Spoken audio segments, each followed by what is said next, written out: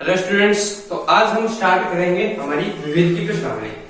4.1 4.2 complete है, उसके topic complete है। विविध में नेक्स्ट क्वेश्चन आएंगे दोनों प्रकार के, वो कर लेते हैं। देखो पहला क्वेश्चन लगाते हैं बिना टाइम वेस्ट किए हुए।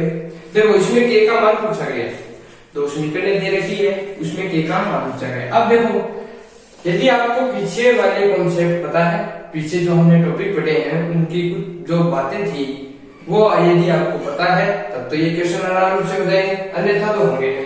तो के का मान निकालने के लिए देखो दो समीकरण दे रखी है, x प्लस वाई माइनस 4 बराबर 0।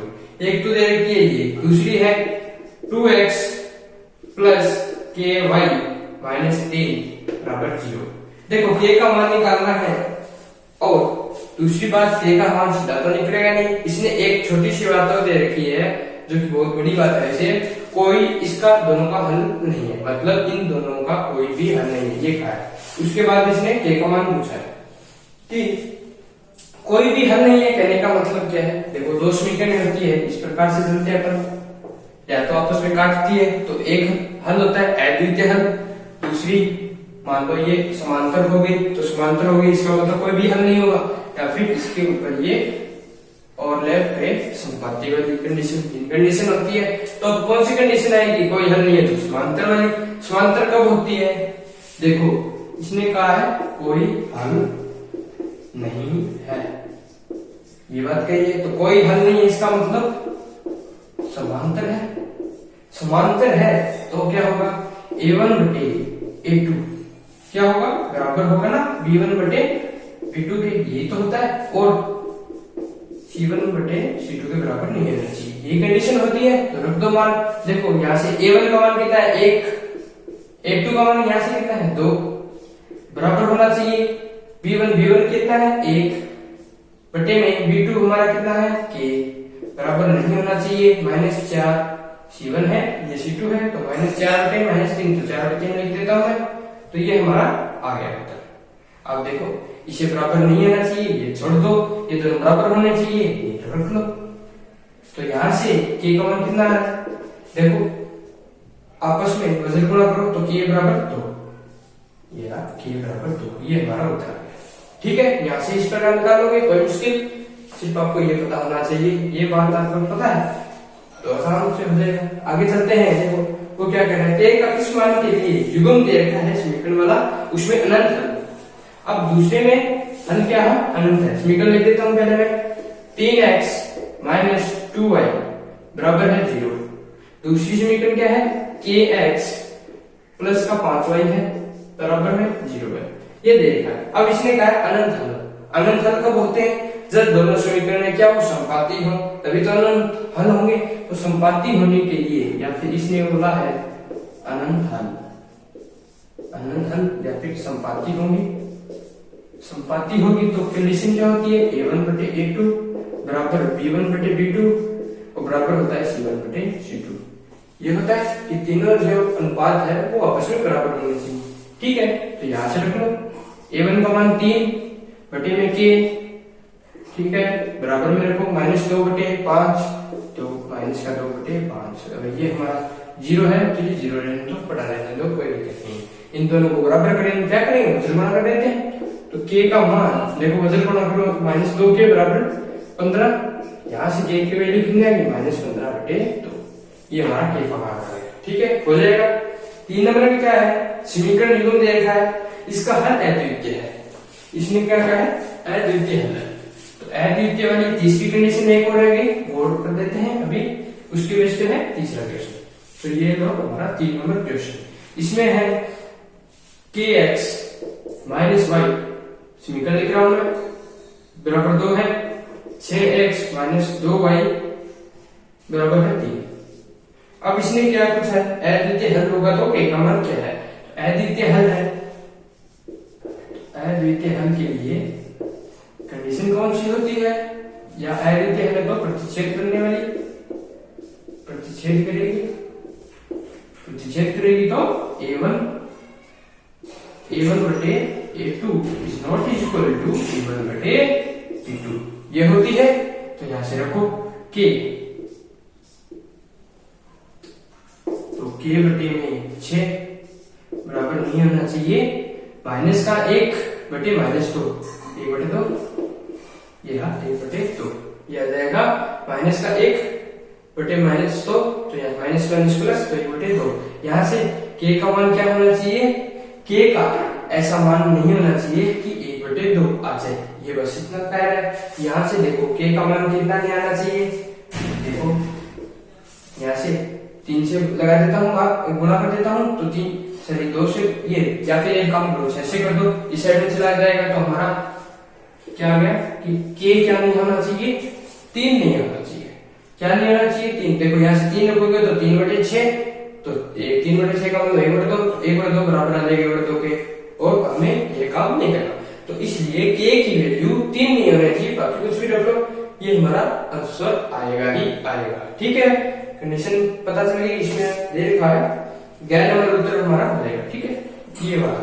आगे चलते हैं 4 नंबर में, तो 4 ये हो गया ना। ठीक है, तो 4 नंबर में देखो वो 4 2 बार लिखा है, तो किताब में आप यदि आपकी किताब में तो वो सीख लेना। समीकरण है कि उसके संगत हमारी समीकरण व्यक्त करते हैं। तो देखो इसमें क्या कहा है 4 नंबर में, अभी बताते हैं आपको। देखो दो हमें समीकरण दे रखी है, क्या, x > 0 और y > 0, और इसके बाद इसने पूछा है इनके संगत समीकरण कौन सी व्यक्त करती है। यहाँ पर 4 समीकरण दे रखी है कि x अक्ष को, y अक्ष को, x और y अक्ष को, और x बराबर y रेखा को, ये 4 कंडीशन दे रखी है। सबसे पहले इसमें आपको ये पता होना चाहिए कि ये किस प्रकार से है, ये होगा। अब देखो x का मान, यहाँ से देखो समीकरण बनाऊंगा तो 0, तो x बराबर 0 वाली ये है, और उसके बाद इसका क्या होगा, हमें समीकरण है देखा तो आ जाएगी हमारी ये, उसके बाद हल क्षेत्र होगा। तो सबसे पहले इसने क्या है कि x का मान 0 हो और बड़ा हो इससे 0 से, तो यहाँ से इसका वैल्यू आएगी यहाँ से इस साइड में ऊपर की तरफ जाएगा, यहाँ से 0 को वैल्यू बड़ा करना पड़ेगा मुझे, ये हो गया। उसके बाद इसी ने क्या कहा है कि y का मान क्या हो, ग्रेटर देन 0 और हमारा इक्वल, तो यहाँ से y की वैल्यू क्या है, ये वाली इसमें कटाएगी, y बराबर 0, यहाँ से बड़ा करना है तो ये मान। तो अब देखो यहाँ से, या फिर यदि समझ में नहीं आ रहा है तो यहाँ से x बराबर 0 करेंगे, तो x बराबर सीधा 0 है, बनाने की आवश्यकता नहीं पड़ेगी, ये हमारी रेखा आ जाएगी। उसके बाद में हल क्षेत्र देखेंगे, तो हल क्षेत्र देखने के लिए देखो ये बिंदु ले लेते हैं 1, 0,1 वाला, 0,1 रखूंगा तो x का मान कितना है 0, y का मान 1, तो 0 ग्रेटर देन इक्वल 0, ये बात सत्य है, सत्य है तो इस साइड में आ गया। उसी प्रकार से हमारा y निकालना तो y का मान भी इस साइड में आ जाएगा। क्या फिर निकाल देते हैं, देखो x बराबर y बराबर 0 ये आ गया। समीकरण के हल क्षेत्र देखना होगा तो ये बिंदु ले लेते हैं 1,0 वाला, तो 1,0 रखूंगा तो y का मान 0, x है नहीं, ग्रेटर देन इक्वल 0, तो ये बात सत्य है, तो यहाँ से इस साइड में। अब इनका हल क्षेत्र कहाँ हो गया, ये दोनों जो समीकरण है तो क्या बता रही है कि यहाँ इसका हल क्षेत्र है इस साइड में, जिसे हम प्रथम चतुर्थांश भी कहते हैं, ये हमारा हो गया। ठीक है, अब इसने 4 जो बातें कही है जो हमारे उत्तर में, उसने कहा है कि किसके मतलब कौन सी समीकरण को वो व्यक्त करता है। देखो x अक्ष को थोड़ी ना करता है, ये भी तो एरिया करता है, पहला तो कैंसिल हो गया। उसके बाद में y अक्ष को, तो y अक्ष तो ये सिंपल वाला है, ये भी नहीं हो गया, तो x और y दोनों को, या फिर x बराबर y रेखा को। अब देखो तीसरी जो चौथी इसने कही है कि x बराबर y रेखा को, यदि इस प्रकार से होगा तो रेखा कौन सी आएगी, यही तो आएगी, ये वाली रेखा नहीं चाहिए, तो ये वाली रेखा थोड़ी ना है, तो इसलिए एरिया हमारा ये है। तो यहाँ से जो तीसरा है वो देखो x और y अक्ष को, यही तो कर रहा है, x और y अक्ष को कर रहा है।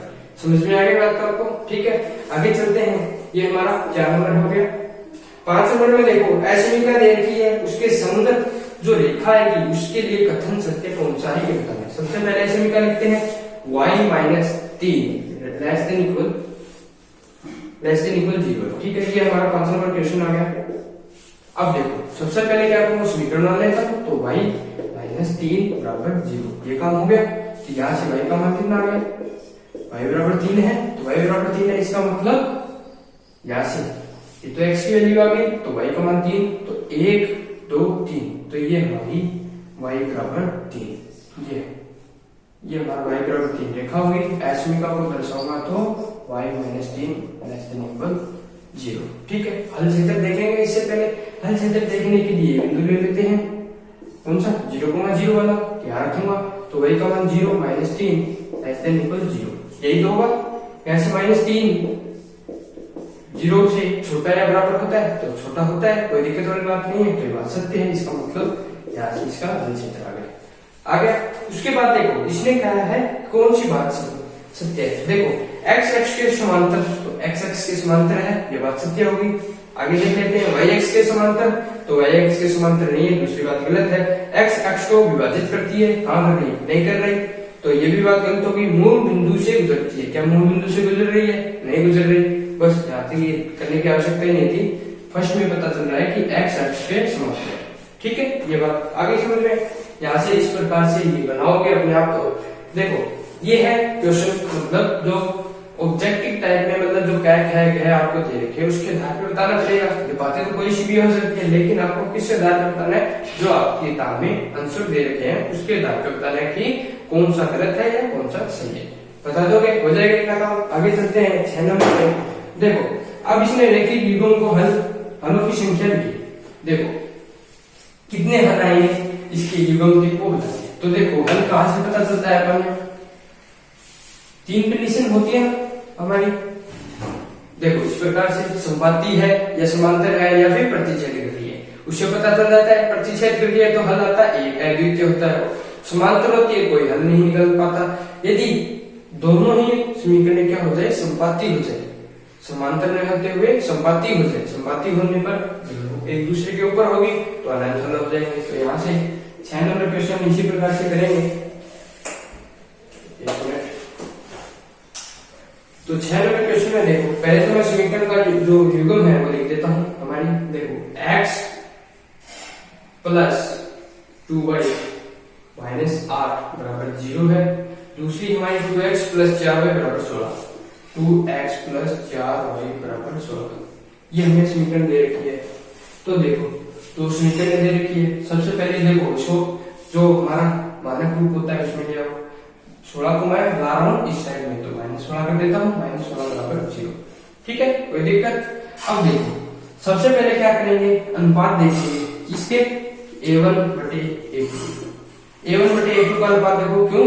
क्योंकि उस 3 कंडीशन के आधार पे मुझे बताना पड़ेगा। तो तीनों कंडीशन में क्या होता है? अनुपात होता है। अनुपात निकालो तो a1 का मान 1, a2 2, ये तो आ गया a1/a2 का। इसी प्रकार b1/b2 निकालते हैं। तो b1/b2 निकालो 2/4, इसका मतलब 1/2। अब आगे c1/c2 -8/-16, तो माइनस का 8/-16 बराबर कितना आ गया? 1/2। 3 2 की मान 1/2 1/2 आ रहा है या नहीं आ रहा? कंडीशन बन रही है ये वाली a1/a2, ये कंडीशन बन रही है, बराबर है b1/b2 के और बराबर किसके है? c1/c2 के। ये हमारी कंडीशन बन गई। ये कंडीशन कब बनती है?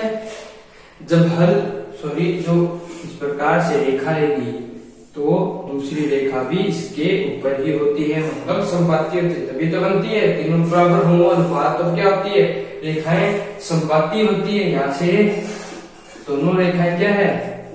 संपाती है। संपाती होती है तो हल कितने होते हैं? अनंत। तो यहाँ से हल कितने आएंगे? अनंत। ये लो, हो गया। हल की संख्या पूछी गई थी, तो संख्या कितनी है? अनंत है। अब देखो 7 नंबर में क्या कह रहा है? यदि समीकरण युग्म के अनंत हल हो तो a और b के मान बताओ। तो अनंत हल है तो यही कंडीशन बनेगी, कंडीशन लगा देंगे और मान रखेंगे, उत्तर आ जाएगा। तो देखो 7 नंबर पहले मैं इक्वेशन लिख लेता हूं। क्या है? 2x प्लस 3y बराबर 7। 2x प्लस 3y बराबर 7, ये तो होगी पहली। दूसरी क्या है? a प्लस b x और प्लस में दे रखा है 2a माइनस b y बराबर 21। ये हमारी 3 है। इसमें a और b का एक है, a और b के मान ज्ञात करें। कंडीशन क्या है? कि इनके हल जो है वो अनंत है। अनंत हल है, अनंत हल अनंत हल है तो कंडीशन कौन सी वेरिएबल होगी यहाँ से a1 बटे a2 बराबर b1 बटे b2 बराबर क्या होगा c1 बटे c2। ये होगा या नहीं होगा?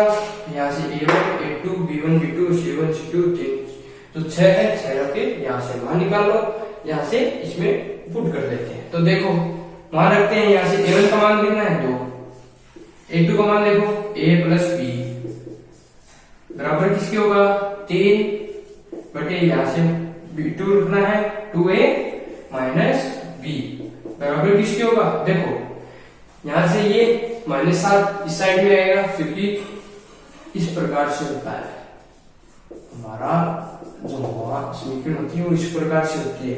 ये c होता है बराबर के इस साइड में, तो -7 ये माइनस का 21 तो -7 बटे -21 तो 7 बटे 21 7 बटे 21 को 1/3 कर देता हूं मैं। देखो इस प्रकार से आएगा -7 बटे -21 तो -7 को बाहर करना तो 1/3 इस प्रकार मैंने सीधा लिख दिया 1/3। ठीक है, अब देखो इसको मैं पहले इस साइड के बराबर कर देता हूँ, फिर इसको इस बराबर कर सकता हूँ क्योंकि तीनों बराबर है आपस में।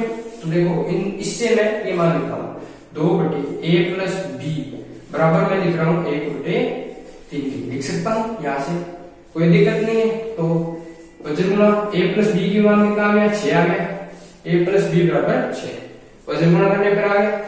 दूसरी समीकरण बना देते हैं वो किससे, यहाँ से, इसे मैं 1 दे देता हूँ। यहाँ से देखो 3 बटे 2a माइनस b बराबर 1/3 लिख सकता हूँ मैं क्योंकि ये भी इसके बराबर है। वजन गुणा करो तो क्या आएगा minus b 2a minus b बराबर 3 को 3 से 9, ये हमारी समीकरण 2। अब देखो a b दो समीकरण हैं, दोनों से a b को हल करना है। हो जाएगा किस प्रकार से, देखो माइनस का भी यहाँ है प्लस का भी है, दोनों समीकरणों को ऐड कर देते हैं। तो equation number 1 plus equation number हमारी 2 दोनों को ऐड कर रहा हूं। देखो तब क्या लिखूंगा मैं a plus b plus 2a minus b बराबर यहाँ से 6 और प्लस 9, ये लो a 2a कितना हो गया 3 है, प्लस का b माइनस का b कैंसिल हो गया, ये a है ध्यान रखना, 6 प्लस 9 15, a की वैल्यू कितनी आ गई 5 आ गई। ठीक है, यहाँ से a की वैल्यू 5 आ गई। इसी प्रकार से देखो यहाँ से इक्वेशन नंबर 1 से देखो, इक्वेशन नंबर 1 से a प्लस b बराबर 6 है तो a का मान 5 b प्लस का और बराबर 6 ये रख दिया। तो यहाँ से b की वैल्यू कितनी आ गई 1 आ गई। ये लो a और b के मान आ गए, a का मान 5 होगा b का मान 1 होगा। इस प्रकार से निकाल लोगे, जो कंडीशन दे रखी है उस कंडीशन को फॉलो करोगे, ये हमारी इक्वेशन बन गई। यहाँ से सीधे बनता है तो सीधा आ जाएगा, अन्यथा इक्वेशन में तो दोनों को इस प्रकार से हल कर सकते हैं। दो देखो a और b दो चर मान लो एक बार यहाँ से, वैसे तो इसके अचर ही है यहाँ से, लेकिन यदि दो समीकरण इस प्रकार बने तो दो चर की तरह भांति व्यवहार करेंगे और दोनों को हल करेंगे, हो जाएगा इतना काम। ठीक है, आगे चलते हैं 8 नंबर में। उसमें देखो हमें समीकरण दे रखी है, समीकरण का हल समुच्चय का छायांकित कीजिए, मतलब जिसका हल क्षेत्र है उसे बताना है कि वो कहाँ है। तो देखो पहले तो इक्वेशन लिखते हैं, ओ ये सॉरी समीकरण है, ध्यान रखना समीकरण है, इसलिए 8 नंबर में x उसका मूल है, यहाँ से लेस देन इक्वल 3 है। देखो एक बात यहाँ से गौर करना कि ये जो मोड है ये हमारा मापांक जो लगाया हुआ है वो क्या बताता है कि यहाँ x का मान माइनस में भी वैल्यू होगा और पॉजिटिव दोनों ही यहाँ पर मान रख पाओगे आप। ठीक है, यहाँ से मतलब इसका कहने का है कि x बराबर यदि मैं 1 रखूं तो यहाँ से इस प्रकार से आएगा x का मान 1, तो ये भी 1 है, मोड हटाने पर ये मान लो 1 आएगा। यदि -1 रखोगे तब -1 को भी ये क्या करेगा 1 ही देगा। कहने का मतलब है यहाँ जो x का मान पॉजिटिव या नेगेटिव रखोगे तो कोई सा भी मान रख लो, दोनों में से आपका वैल्यू जो है वो पॉजिटिव में ही देगा, ये ध्यान रखना। ठीक है, हो जाएगा, समझ में आ गई बात। आगे चलते हैं, समीकरण बनाने बताइए मुझे सबसे पहले तो ये लो समीकरण बना ली, बराबर 3 है, ये लो मान रख दिया। देखो x बराबर 3 तो मोड जो मापांक होता है ये उसे हटाओगे तो वैल्यू दोनों को होती है, पॉजिटिव और नेगेटिव दोनों होती है। तो यहाँ से जो x की वैल्यू है वो +- 3 आ जाएगी। ठीक है, समझ गए। देखो यहाँ से x की वैल्यू क्या है 3 है, लेकिन यहाँ से x का मान मापांक में है, मापांक में होने का अर्थ है कि वो वैल्यू माइनस में भी ले रहा है और पॉजिटिव भी ले रहा है, लेकिन फलन दे क्या रहा है, वो पॉजिटिव संख्या दे रहा है। तो यहाँ से x की वैल्यू प्लस और माइनस दोनों ही यहाँ रख पाओगे आप, ठीक है। तो ये हमारी x की वैल्यू क्या आ गई, प्लस माइनस 3। तो ग्राफ में दर्शाओ x माइनस माइनस 3, मतलब x किसका है, प्लस का 3 है और माइनस का 3 है। तो यहाँ से 1 2 3, 1 2 3, तो x की वैल्यू यहाँ तो आ गई, ये 3 हो गया, ये 0 है, माइनस 1 माइनस का 2 माइनस का 3, यहाँ रख देता हूँ माइनस 3, ठीक है। अब यहाँ x बराबर क्या रखूं, इसका मतलब यही तो है, x बराबर 3 और x बराबर माइनस का 3, यही है। x बराबर 3 रखूंगा तो ये समीकरण, तो ये आ गया x बराबर 3, ठीक है। इसी प्रकार से x बराबर माइनस 3 ये आ गया। तो ये मापांक यदि हो तो वो इस प्रकार से होगा, ठीक है। अब देखो 2 है हमारे लिए का, तो या तो इसका पार्ट देखेंगे तो इसका पार्ट देखेंगे, तो या तो यहाँ या फिर यहाँ। इसी प्रकार से इस रेखा की तरफ करेंगे गौर, तो या तो इसका हल क्षेत्र यहाँ या फिर इसका हल क्षेत्र यहाँ। तो पहले x बराबर 3 की बात कर लेते हैं। x बराबर 3 में देखो 0 0, देखो x बराबर 3 के बाई साइड में है, तो यहाँ से x बराबर 3 के लिए मैं बात कर रहा हूं, तो 0 रख रहा हूं, तो 0 रखूंगा। तो यहां से देखो x बराबर 3 के लिए यदि मैं बात करूं या फिर डायरेक्ट यहां रखोगे तो एक ही बात, x बराबर 3 की बात कर लेना, दोनों को अलग अलग लेना, ठीक है, कोई दिक्कत नहीं। तो x बराबर 3 रखूंगा, तो यहां से देखो ये है, या फिर दूसरा काम क्या करोगे, मापांक को हटा दोगे, मापांक को हटाओगे तो वेरिएबल या तो लेस देन क्या आ जाएगा, x बराबर x जो है लेस देन इक्वल 3 की जगह एक बार प्लस 3 और एक बार माइनस 3 रख लोगे, हो जाएगा। तो यहां से वैल्यू देखो, यदि बराबर 3 रखूंगा तो पॉजिटिव लूंगा तो ये आएगा, या फिर बराबर रख लेना। तो 0 क्या है, वो 3 के अंदर तो बराबर होता है। यहाँ से देखो x होता है वो छोटा होगा, बराबर नहीं होता, छोटा होता है, कोई दिक्कत वाली बात नहीं है। तो इसकी वैल्यू आ गई यहाँ, क्या आएगा। उसी प्रकार से यहाँ रखूंगा, तो यहाँ रखूंगा तो x का मान 0 रख पाऊंगा, क्योंकि देखो बात सत्य है या नहीं है, प्लस 3 रखने पर यही कर लेते हैं, प्लस 3 रखूंगा तो सत्य हो गई बात। अब कहने का मतलब है मापांक हटाने पर ये आ गया, ठीक है। दूसरे में क्या होगा, ये बात सत्य होगी तो इस तरफ आ गया, इसकी मूल बिंदु की तरफ आ गया। दूसरी कंडीशन क्या लूंगा, यही तो लूंगा, मापांक हटाने के बाद -3 वाले पे गौर करूंगा, वो तब 0 पर क्या होगा, यहाँ से 0 लेस देन इक्वल 0। अब देखो जो 0 है वो छोटा, या फिर यहां से एक बात और ध्यान रखना, दूसरी बात क्या ध्यान रखनी है, यहाँ से x की वैल्यू आपको यहाँ रखनी है, ठीक है, x बराबर -3। तब ध्यान रखना कि यहाँ 0 रखे हो, तो यहाँ से आप देखोगे तो 0 जो छोटा है या बड़ा बराबर है किसके, -3 के, यही बात तो कही है। तो अब इसे आप कहोगे यह बात क्या है, असत्य है, तो यहाँ से आप कहोगे इस साइड में ये कहोगे, लेकिन मापांक हटा रहे हो और उस साइड में चिन्ह यहाँ है लेस देन का, तो आप यहाँ गौर करोगे। किस प्रकार से देखो, मैं आपको लिख के बताता हूँ। यहाँ से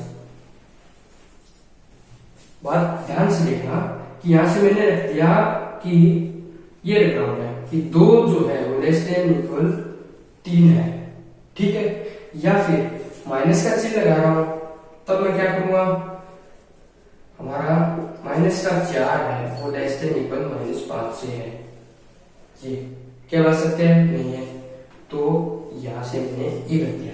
अब बात सत्य है, ठीक है।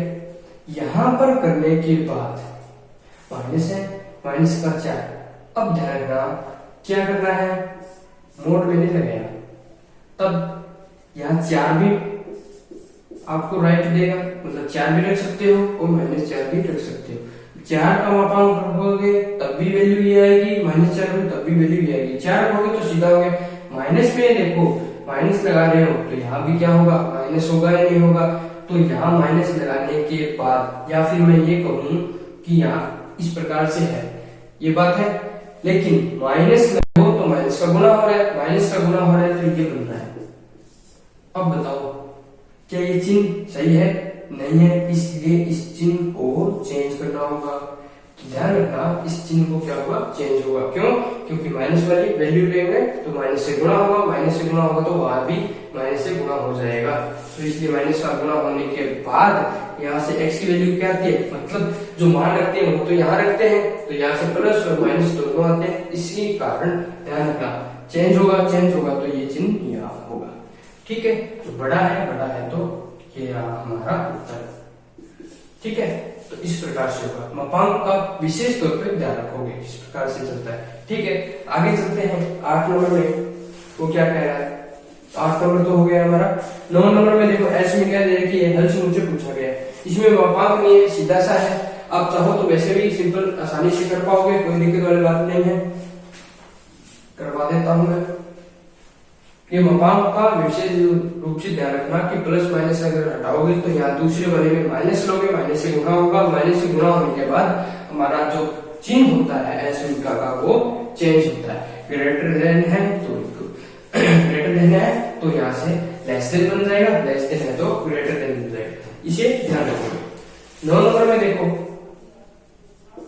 क्या कह रहा है, एसमिका देखिए 2x plus 3y, 2x plus 3y greater than equal 3, ये है। इसने पूछा है हल नीचे को छेंगे कीजिए, तो सिंपल सी बात है, क्या करना है, समीकरण लो, ये लो, वही काम करना है हमें। तो सिंपल सी है, बहुत सारे क्वेश्चन कर चुके हैं इस प्रकार के। क्या करोगे, x का मान 0 हो, ये 0 हो गया तो 3y बराबर 3, तो y का मान 1 आ गया। ठीक है, इसे 0 कर नहीं सकते, 3/2 चला जाएगा, भिन्न मिल जाएगा, वो हमें काम करना नहीं। ठीक है, तो क्या करते हैं, इसे कोई ऐसा मान रख दो। क्या रखो, y का मान 0 रखोगे तो गड़बड़ हो गए। यहां से एक काम करो, y का मान अब कुछ और रखो, या फिर x का मान कुछ और रख लो। क्या करते हैं, 1 2 3, यहां से काम करो, 6 रख ले, यहां से 3 रखते हैं, तो x का मान 3 रखूंगा, 6 प्लस 3y बराबर 3, तो यहाँ से 3y का मान कितना आएगा, 6, यहाँ से माइनस में जाएगा तो माइनस का 3, तो y की वैल्यू कितनी आ गई, माइनस का 1। ठीक है, तो यहाँ से y की वैल्यू -1 आ गई। हो जाएगा इतना काम, सिंपल है। अब चलते हैं हमारे ग्राफ की तरफ। तो सबसे पहले 1,0 पहले बिंदु दर्शा देते हैं, 1 2 3 -1 -2, 1 2, ये हो गया, 2 हो गया, माइनस का 1 माइनस के 2।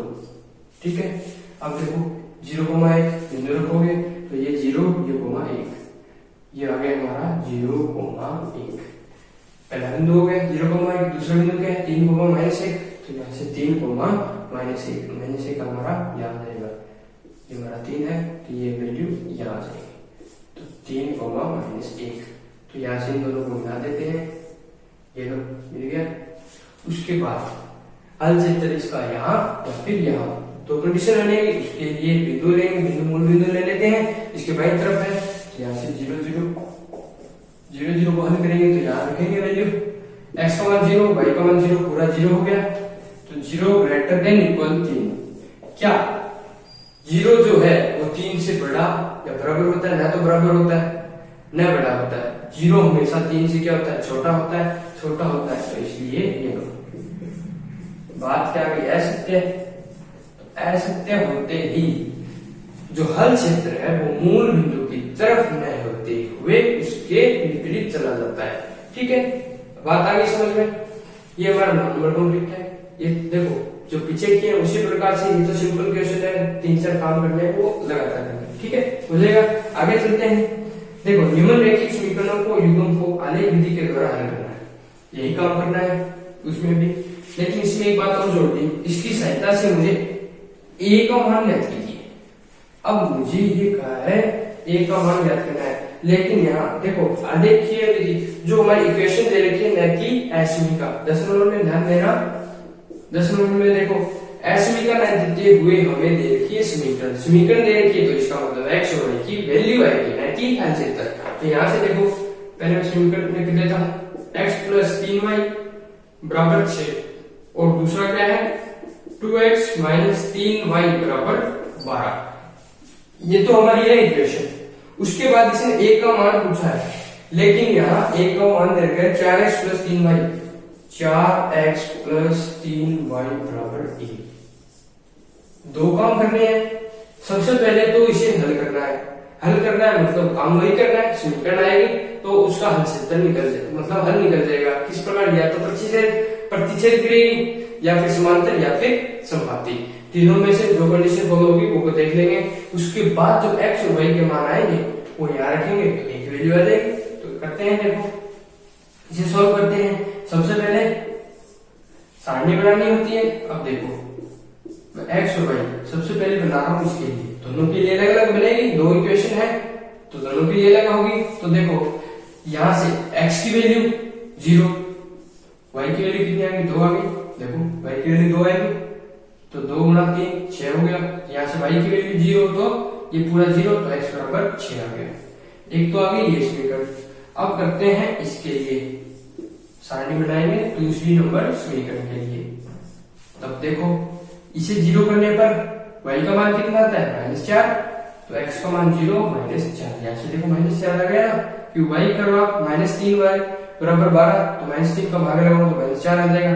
इसे 0 करने पर y का मान 0 रखूंगा तो 2x बराबर 12, 2x बराबर 12 तो x बराबर 6 आ गया। ये लो, अब देखो ये बिंदु कॉमन है, ध्यान रखना, आ जाएगा कोई बात नहीं। अगर आप सीधा यहां भी न करते हो, इसे भी गौर करो तो 6,0 6,0 दोनों इक्वेशन में आ रहा है। इसका मतलब क्या है कि 6,0 दोनों ही समीकरणों को संतुष्ट कर रहा है। मतलब ये वाला पॉइंट जो है वो दोनों समीकरणों का हल है, ये तो बात निश्चित है। अगर और कोई भी आए तो अलग बात है, लेकिन ये तो कंफर्मली आएगा ही आएगा।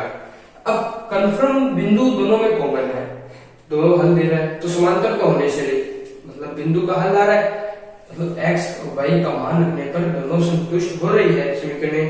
इसका मतलब ये समीकरण दोनों क्या है, समांतर तो नहीं है, या तो समपाती होगी या फिर हमारा क्या होगा, यहाँ से प्रतिच्छेद करेगा। अब इन दोनों को देखो अलग अलग है, अलग अलग है, मतलब ये जो बिंदु है 2,0 वैसे तो संतुष्ट कर रहा है लेकिन इसे नहीं, तो इसलिए इसे नहीं कर रहा। या फिर आगे आ जाएगा कोई जरूरत नहीं है, मैं यहाँ तक बता रहा हूँ एक्स्ट्रा में आपको कि यहाँ से भी देखने में पता चल रहा है कि दोनों समीकरण प्रतिच्छेद करेंगे। संपाती होते तो ये बिंदु आपस में क्या होते हैं, बराबर होते हैं। इसलिए देखो कोई दिक्कत नहीं, आगे चलते हैं। देखो अब देखो मैं यहाँ से इसे दर्शा रहा हूँ, पहले मैं पॉइंट को दर्शा देता हूँ। 1 इसकी 6 है और -4 तक है, 1 2 3 4 5 और ये हमारा 6। यहाँ से 1 2 3 4 माइनस में है 4 तक, 1 2 3 4 5 -1 -2 -3 -4 5, ये आ गया -1 -2 -3। ठीक है, आगे चलते हैं। देखो बिंदु दर्शाते हैं। पहला बिंदु देखो इस वाली इक्वेशन के लिए 0,2, तो 0, ये 0 है हमारा, 0,2 ये रहा 0,2 ये बिंदु आ गया। दूसरा बिंदु 6,0 तो ये रहा 6,0 दोनों को मिला देते हैं तो यहां से ये अभी देखा, इसे नाम दे देते हैं, कौन सा है, x प्लस 3y बराबर 6, ये हमारी इक्वेशन की इस रेखा। ठीक है, इसी प्रकार इसे दर्शाएंगे तो x का मान 0, y की वैल्यू -4, तो y की वैल्यू -4, तो 0,-4। दूसरा क्या है 6,0 मतलब यही है तो ये लो, ये आ गई। इसकी वैल्यू क्या है 2x - 3y, इसका मान है बराबर 12। दोनों समीकरण आ गए, दोनों समीकरणों को दर्शा दिया। अब ये काम कर, ये आ गई हमारी समीकरण है, असमीका नहीं है, कभी मिक्स मत कर देना। असमीका होता है तब हल क्षेत्र निकलता है, इसमें हल क्षेत्र नहीं है, ये समीकरण है तो यहाँ से x और y के मान आएंगे, ध्यान रखना। ठीक है, तो अब देखो दोनों समीकरणों को देखते ही पता चल रहा है कि ये वाला पॉइंट जो है वो दोनों में कॉमन है, प्रतिच्छेद कर रही है, प्रतिच्छेद करती है दोनों समीकरण, तब क्या होता है, अद्वितीय हल निकलता है। अद्वितीय हल कौन सा होता है, जहां पर दोनों समीकरण प्रतिच्छेद कर रही है। इसका मतलब इसका अद्वितीय हल क्या है,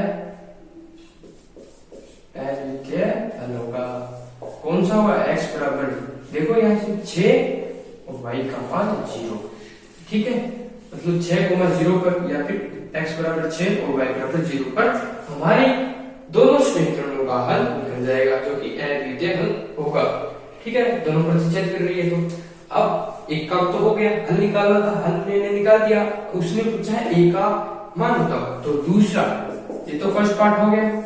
सेकंड पार्ट में मुझे a की वैल्यू ज्ञात करनी है, तो a की वैल्यू ज्ञात करने के लिए यहाँ मान रख देते हैं 4 गुणा x, तो 4x, x की वैल्यू 6 प्लस 3y, 3y की वैल्यू 0। तो यहाँ से a की वैल्यू कितनी आ गई, 6 को 4 से 24, वो 0 हो गया। तो a की वैल्यू आ गई 24 और अद्वितीय हल जो हो गई होगा, क्योंकि प्रतिच्छेद करिए तो वो क्या है, x बराबर 6 और y बराबर 0, ये मान लीजिए। ठीक है, हो जाएगा इतना काम, सिंपल है, कोई मुश्किल वाली बात नहीं है। ठीक है, अब यहाँ से हमारा लास्ट क्वेश्चन रह जाता है, उसमें भी हल निकालना है। उसके बाद उसने कहा है उन बिंदुओं के निर्देशांक ज्ञात कीजिए जहां उनके द्वारा जो निरूपित y x को काटती है। सिंपल सी बात है, कुछ नहीं करना, आपको यही काम करना है। वो करने के बाद आपको सीधा डायरेक्ट दूसरा जो पार्ट पूछा गया है वो आपको दिख जाएगा। वो किस प्रकार से, देखो 11 नंबर में लिख देता हूँ पहले तो। करना क्या है, देखो 11 नंबर में देखो दो समीकरण दे रखी है, पहले तो वो लिख देते हैं 3x प्लस 2y बराबर 12, 3x प्लस 2y बराबर 12, हाँ 5x माइनस 2y बराबर 4, ये पूछा है। 3x प्लस 2y बराबर 12 और 5x माइनस 2y बराबर 4। दो समीकरण दे रखी है, दोनों समीकरणों को हल करना है। अभी जो 10 नंबर में किया है वही काम यहाँ करना है। तो सबसे पहले इसके लिए समीकरण, ये हमारी सारणी x और y के दो पॉइंट लेने होते हैं, तो दो पॉइंट निकाल लेते हैं। x की वैल्यू 0 रखो, y का मान 6 आ गया। मैं डायरेक्ट लिख रहा हूँ जल्दी से, ये हो जाएगा, कोई दिक्कत नहीं। या तो बहुत से क्वेश्चन हो गए, कर लोगे इतना काम तो। x की वैल्यू 0, y की वैल्यू 6, तो यहाँ से 0, y की वैल्यू 0, ये पार्ट 0 हो गया, तो 3x बराबर y, 3x बराबर 12, तो x की वैल्यू 4, यहाँ से आगे 4, तो यहाँ से आगे 6, हो जाएगा इतना काम। अब करना है ये, इसे सॉल्व करते हैं। तो x और y की वैल्यू, x का मान 0 रखूंगा तो y की आ जाएगी, तो x का मान 0, y की वैल्यू कितनी है, -2 आएगी, क्योंकि -2 बराबर y है, तो यहाँ से y की वैल्यू -2, इसे रखते हैं 0, तब कंडीशन अलग होगी। तो इसलिए यहाँ से कुछ मान करना पड़ेगा, 3 रख देते हैं, 6 और 10 हो जाएगा। तो y की वैल्यू 3 रखो, देखो 5x माइनस 2y, तो यहाँ से y का मान रखूंगा 3, तो यहाँ से 3 को 2 से गिनेंगे 6, माइनस का 6 याद आएगा, प्लस का 6, तो 4 और 6 10, तो 5x बराबर 10, तो x का मान 2, ये लो। अब यहाँ से ग्राफ बिंदु दर्शा देते हैं, x की वैल्यू है 4 है, y की 6। ठीक है, देखो 1 2 3, ये हमारा 4 और ये 5, यहाँ से 1 2 3 4 5 6, ये आ गया हमारा y, 5 4 3 2 1, 1 2 3 4, -1 -2 -3। ठीक है, y की वैल्यू माइनस में नहीं, x की -1 -2। ठीक है, यहाँ तक हो गया। अब देखो बिंदु को दर्शा देते हैं, x की वैल्यू 0, y की वैल्यू 6, तो 0,6, तो x 0, y की 6, ये रहा 0,6 बिंदु आ गया पहला। यहाँ से 4,0, तो ये रहा 4,0, तो यहाँ से 4,0 ये माना, ये बिंदु है, दोनों को मिला देते हैं, ये दोनों को मिला दिया। इसका मान क्या, ये कौन सी समीकरण है, 2x, ये 3x प्लस 2y बराबर 12, 3x प्लस 2y बराबर 12, ये इक्वेशन हमारी ये बनी। दूसरी इक्वेशन लानी है, ये बिंदु दर्शाते हैं, 0,-2, ये रहा 0,-2, दूसरी 2,3, तो 2, यहाँ से 3। अब यहाँ पर बिंदु आएगा आपका, यहाँ पर आएगा 2,3, देखो 2,3 रखोगे तो यहां से तो अलग आपको दिखेगा नहीं, क्योंकि आप यहां भी लगा सकते हो, लेकिन जब आप इसे ग्राफ में दर्शाओगे तो आपको एग्जैक्ट बिंदु मिलेगा, और यहाँ से वो कौन सा होगा, इस रेखा के ऊपर होगा, ध्यान रखना। ठीक है, तो यहाँ से ये बिंदु आ गया 2,3, इसे मिलाते हैं, यार देते हैं 2,3। ठीक है, अब देखो प्रतिच्छेद कर रही है, इसका मतलब ये रहा बिंदु, ये बिंदु है, प्रतिच्छेद कर रही है, प्रतिच्छेद कर रही है तो अद्वितीय हल होगा, अद्वितीय हल होगा तो मान क्या है अद्वितीय हल का। अद्वितीय हल कौन सा होता है, जहां पर दोनों रेखाएं आपस में काट रही है, प्रतिच्छेद कर रही है। तो x की वैल्यू ये है, ये वाला पॉइंट है 2,3 वाला, तो x की वैल्यू तो आ गई 2, y की वैल्यू कितनी आ गई 3। ये रहा हमारा हल, हो गया। अब उसने देखो दूसरी बात पूछी है, वो क्या कह रहा है कि y x को काटती है, वो निर्देशांक हमें क्या करना है कि उन बिंदुओं के निर्देशांक ज्ञात कीजिए जहां इनके द्वारा काटी है कौन से y x को। तो देखो एक तो बिंदु ये रहा, एक बिंदु ये रहा, तो ये दोनों निर्देशांक हो गए कौन से 0,6 और 0,-2, ये लो दो बिंदु है, दोनों को दर्शा दिया। ये बात पूछिए तो यहाँ से ग्राफ बनाओगे, सिंपल से आपको पता चल जाएगा कहां पर काट रही है या नहीं काट रही है। एक्स का पूछे तो एक ये रहा और एक ये रहा, हो जाएगा इतना काम, तो मुश्किल वाली बात तो है नहीं, वही काम करना है आपको लोगों को, ठीक है। देखो हमने कौन सी जो सबसे पहले तो पूछा समीकरण वाला, समीकरण में देखो कंडीशन थी, कौन सी कंडीशन कब होगी, तीनों कंडीशन हमारी समानता, संपाती और प्रतिच्छेद वाली आ देते थे। उसके बाद में दोनों को सॉल्व होने के बाद में अश्मिका हमारा क्या देगी, हल क्षेत्र देगी, न कि हल देगी, ठीक है। तो हल क्षेत्र किस प्रकार से वो देख लिया, विविध में मिक्स क्वेश्चन है वो भी कंप्लीट है। तो ये इसी के साथ हमारी प्रश्नावली कंप्लीट होती है। आपको कोई दिक्कत आती है तो कमेंट कर देना, समझ में आ रहा है बढ़िया तरीके से लाइक करो ज्यादा से ज्यादा और इसे शेयर करो, सब्सक्राइब करना तो बिल्कुल नहीं भूलना, ठीक है। आज के लिए इतना ही, आगे वाला चैप्टर हम नेक्स्ट में पढ़ेंगे। Thank you so much.